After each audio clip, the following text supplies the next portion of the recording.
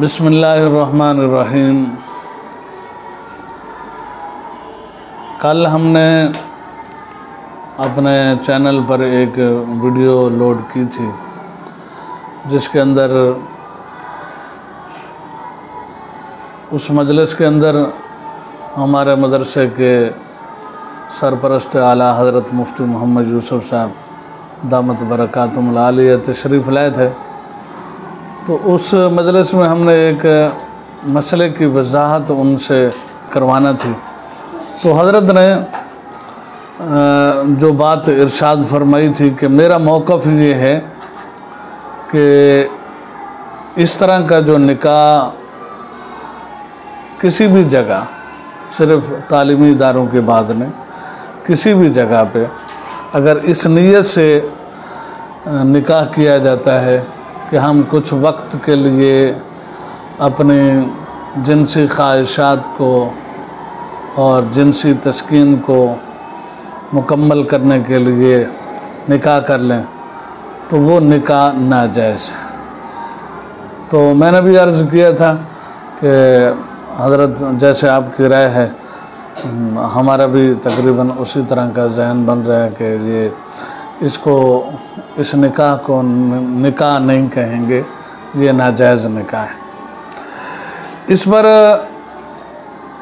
मेरे कई साथियों ने उस वीडियो को देखा, तबसरा किया। उस साथी ने भी देखा जिस साथी ने मुझसे ये मसला शेयर किया था, मुझसे पूछा था, उसने भी कहा कि बिल्कुल ठीक है, आपने मसले की वजाहत कर दी है।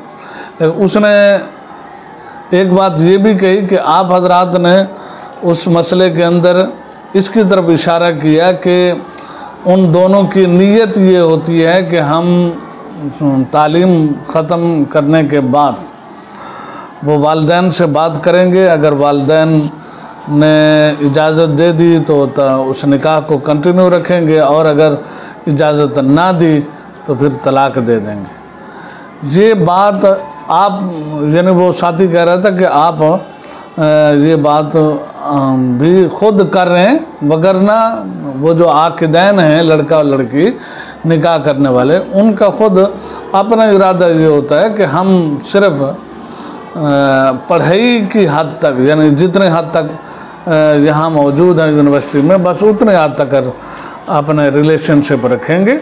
उसके बाद जो है वो बस जैसे ही पढ़ाई ख़त्म, फिर तलाक शलाक के बाद बस फिर ख़त्म, निकाह शिकाह उसी वक्त तलाक दे के एक दूसरे को घर जाके हम नहीं कहेंगे कि इस निकाह को कंटिन्यू नहीं, जितनी देर हम यहाँ इस इदारे के अंदर हैं। तो वो साथी तो यूँ कह रहे थे कि आप इसकी भी वजाहत फरमाएं।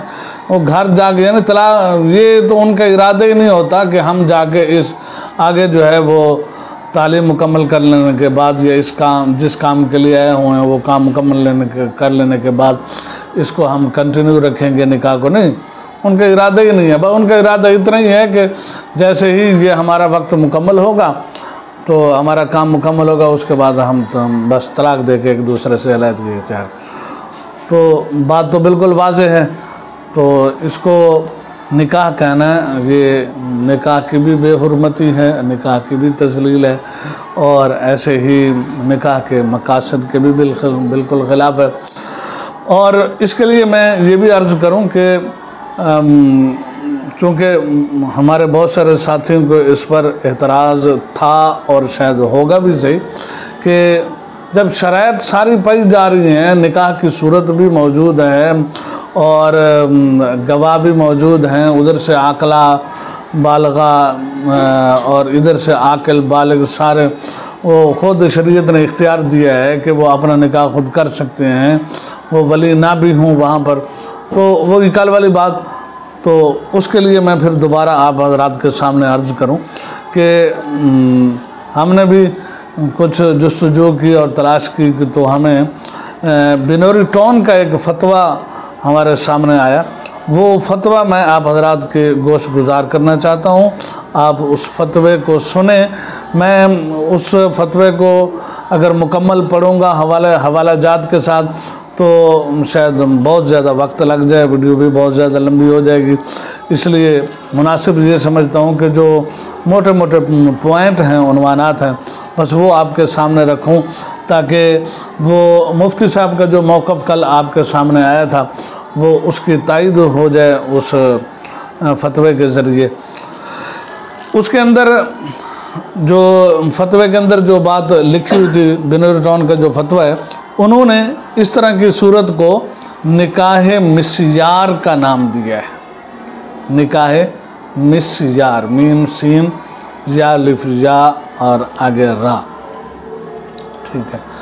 और उसकी उन्होंने सूरत भी लिखी है, उसका हुक्म भी लिखा है, और निकाह के जो मकासद हैं चूँकि उन मकासद के बिल्कुल ख़िलाफ़ है ये निकाह, इसलिए मैं इंशाल्लाह उसकी वजाहत आपको पढ़कर ही सुनाऊंगा कि उन्होंने क्या क्या पॉइंट लिखे हैं।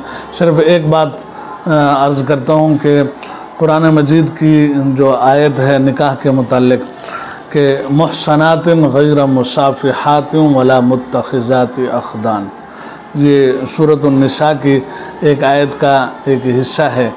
इसी तरह मर्दों के बारे में भी ज़िक्र आता है, मुहसिनीना गैर मुसाफ़िहीना वला मुत्तखिज़ी अख़दान, के निकाह तुम करो इस हाल के अंदर कि तुम पाक दामनी चाहते हो और तुम्हारा मकसद शहवत को पूरा करना ना हो और ना ही चोरी छुपे यारी वगैरह लगाना मकसूद हो, तो निकाह इसलिए ना किया जाए। तो ये जो निकाह की सूरत कल बयान की गई थी, इसके अंदर आप बिल्कुल वाज़े तौर पर समझ सकते हैं कि ये जो कुरान मजीद ने निकाह का मकसद बयान किया है उसके बिल्कुल ही ख़िलाफ़ है। इसके अंदर तो शहावत को पूरा करना मकसूद होता है और दूसरा ये है कि चोरी छुपे ही सब कुछ काम हो रहा होता है।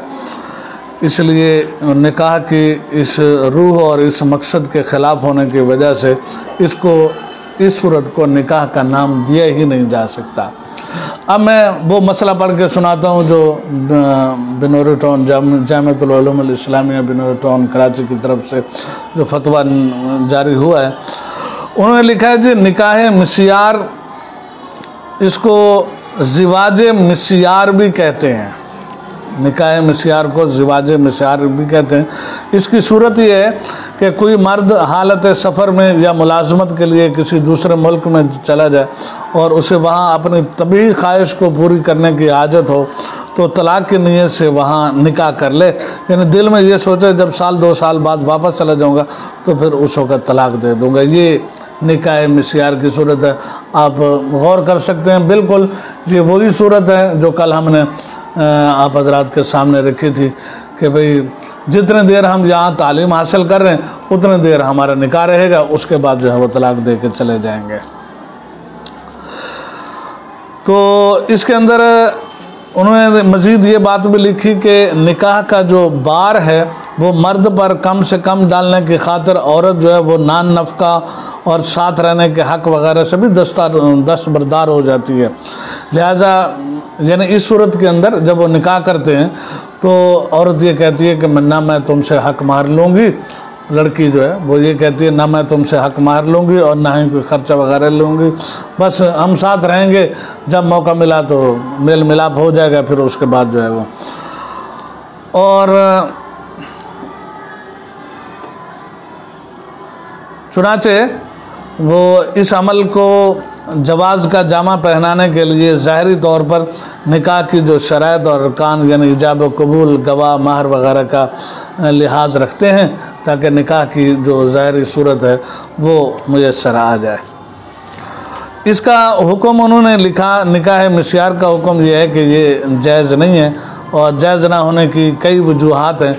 एक वजह यह है कि अगरचे निकाह, इस निकाह को निकाह या ज़िवाज का नाम दिया जाए, लेकिन इस अमल का मकसद चूँकि निकाह के मकासद का हुसूल नहीं है बल्कि असल मकसद एक मुतय्यन वक्त तक अपनी जिनसी ख्वाहिश को पूरा करना है, जो निकाह के शरई मकासद के बिल्कुल ख़िलाफ़ है, लिहाजा ये निकाह नहीं कहलाएगा। इसके अंदर उन्होंने एक हदीस भी ज़िक्र की है। और दूसरी वजह उन्होंने लिखी कि इस अमल के ज़रिए शरीयत मुतहरा की जानिब से मियाँ बीवी के लिए वज़ा करदा कई अहकाम की खिलाफ वर्जी और बहुत से अहकाम का इस्तेहसाल होता है। चुनांचे इस नाम निहाद निकाह के नतीजे में बीवी नान नफ़क़ा से महरूम रहती है, जबकि निकाह के अक़द की वजह से ये ज़िम्मेदारी शौहर पर आयद होती है। लिहाजा चूँकि ये मकसद भी फौत हो रहा है, इसलिए इसको निकाह नहीं कहा जा सकता। और तीसरा मकसद, तीसरी वजह ने इस निकाह के नाजायज़ होने की कि इस वक्ती इस दिवाजी ताल्लुक़ के नतीजे में पैदा होने वाले बच्चे की परवरिश और सबूत नसब में भी मसाइल पेश आ सकते हैं। अव्वल तो ये कि मुमकिन है कि बच्चे के नसब का इनकार कर दे, लेकिन अगर बच्चे को अपना नाम दे भी तो परवरिश के मसाइल पेश आ सकते हैं। यूँ इस ताल्लुक़ के नतीजे में पैदा होने वाली औलाद की परवरिश इस तर्ज पर नहीं हो सकती जिस तरह शरई निकाह के बाद पैदा होने वाले बच्चे की परवरिश होती है, क्योंकि मुकर्ररा मुद्दत पूरी हो जाने के बाद शौहर तलाक देकर चला जाएगा। चूँकि इस ताल्लुक़ की गर्ज हकीकत में अपनी तभी तकाज़ा को पूरा करना था, तो शौहर बच्चे से बेफिक्र होकर चला जाता है। औलाद बग़ैर बाप के उम्र के मराहल तय करती है। उन्हें ज़िंदगी के नसीब व फ़राज से आगाह करने वाला बाप मैसर नहीं आता। फिर जब औलाद की तरबियत सही और महकम तरीके से नहीं होती और वो मुकम्मल नशो नुमा नहीं पाते, तो इससे उसकी शख्सियत पर मनफी असर पड़ता है। लिहाजा इस मकसद के भी फौत हो जाने की वजह से निकाह नहीं होगा। चौथी वजह, इस किस्म की शादी में औरत मर्द को अपना निगरान और मसूल नहीं समझती, जिसके नतीजे में शौहर के साथ जो सलूक किया जाता है उसके अंदर ख़राबियाँ पैदा हो सकती हैं। लिहाजा इस वजह से भी इसको निकाह नहीं कहा जा सकता। पाँचवीं वजह, इस किस्म के अक़द के अंदर ख़वातीन की तज़लील है, क्योंकि इस ताल्लुक़ का मकसद सिर्फ़ और सिर्फ वक्त मुअय्यना तक अपनी ख्वाहिश की तकमील है और वक्त मुकर्ररा के बाद फिर औरत को मुस्तअमल औराक की तरह फेंक दिया जाता है। छठी वजह इसके निकाह के नाजायज़ होने की कि इस किस्म की शादी में ख़ानदानी निज़ाम मुकम्मल तौर पर तबाह हो जाता है, क्योंकि ना मियाँ बीवी की एक साथ हमेशा के लिए रिहाइश होती है और ना ही दोनों में मुकम्मल मवद्दत और मोहब्बत होती है, जो कि निकाह का एक लाज़मी जुज़्व है। सातवीं वजह इस निकाह के नाजायज़ होने की कि इस रिश्ते और ताल्लुक़ में दवाम नहीं है, बल्कि अब गज़ुल मुबाहात तलाक़ देने की नीयत है इसके अंदर। इसलिए निकाह मसनून की रूह से हम आहंग ना होने और उमरानी हुकूक के खातर खा तहफ़्फ़ुज़ का ज़ामिन ना होने और दीगर मफासिद पर मुश्तमिल होने की वजह से इस तरीक़े निकाह के जवाज़ का कौल भी नहीं किया जा सकता। और आठवीं वजह, जो बड़ी अहम वजह है, जो जिसकी तरफ हमने कल भी इशारा किया था, कि इस किस्म का निकाह जो है वो मानन निकाह मुवक्कत है। अल्लामा शामी वगैरह ने निकाह मुवक्कत और मुता के ज़ैल में लिखा है कि निकाह मुता और मुवक्कत चूँकि बातिल हैं, लिहाजा ये मानन चूँकि निकाह मुवक्कत है इसलिए और निकाह मुता है, इसलिए ये निकाह जायज़ नहीं करार दिया जा सकता। और एक और वजह, नौवीं वजह भी इस निकाह के नाजायज़ होने की लिखी है, वो भी एक बड़ी ख़राबी इसके अंदर ज़िक्र की गई कि ये ज़िना के मुतबादल के तौर पर मुता के जवाज़ के लिए चोर दरवाज़ा है। इसलिए देखा गया कि जिन ममालिक के अंदर इस निकाह की इजाज़त दी गई, वहाँ अमीर और साहिब सरवत लोगों ने इसका फ़ायदा उठाते हुए जब चाहा किसी भी लड़की को ख़रीद लिया और उसकी इज़्ज़त से खेल कर उसको तलाक दे दी। बल्कि अगर ये कहा जाए कि ये ज़िना बिल माल है तो बिल्कुल गलत नहीं होगा, और अगर इसकी इजाज़त दे दी जाए तो मारूफ ज़िना को छोड़कर दीन बेजार लोग इस तरीके से ज़िना करने में लग जाएंगे। लिहाजा इन मफासद और ख़राबियों की वजह से ये निकाह मिस्यार ही बनता है, जो जिसको उलमा ने, फ़ुक़हा ने नाजायज़ लिखा है।